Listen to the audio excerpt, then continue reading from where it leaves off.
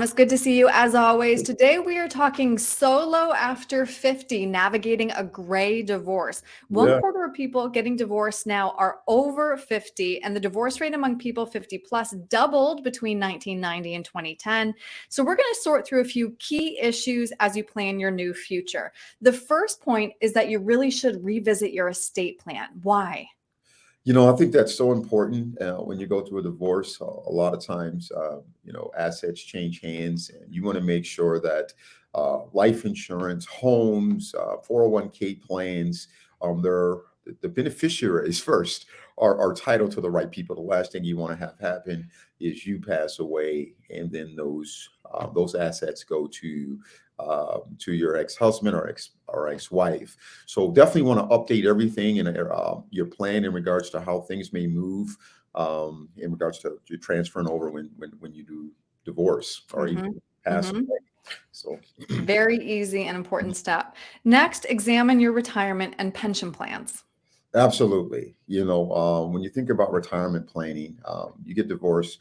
Typically, you may walk away with 50%, of what you had, and that may be a substantial change in how your income may play out later in life. So you want to look at, obviously your retirement income, your retirement plans, how that may affect your overall retirement longevity. Also pensions, how that may pay out as well. If you get a part of the pension of the ex-husband or wife, you may want to look at that as well to evaluate to see how hmm that's going to work out hmm later in Yeah. retirement.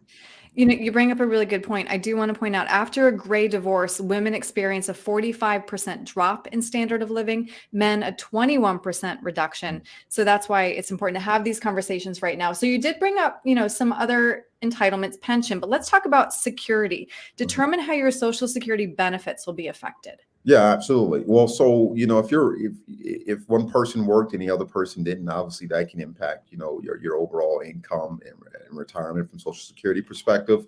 So there's this whole thing that 62 you can actually apply for your ex-spouse's benefits if they are more than your benefits as a way to generate some income. But you have to have at least been married for 10 years and you have to be single. So if you marry after the divorce, you won't be entitled to those ex-spouse's benefits. So that's something to look at as well. If your benefits are going to be a lot less than what his or hers may be. hmm hmm And next, consider health insurance and life insurance. Yeah, health insurance, obviously, if one worked and the other one didn't, or the benefits at his job or her job was better, you might want to reevaluate, looking hmm at different plan options, and especially life insurance as well.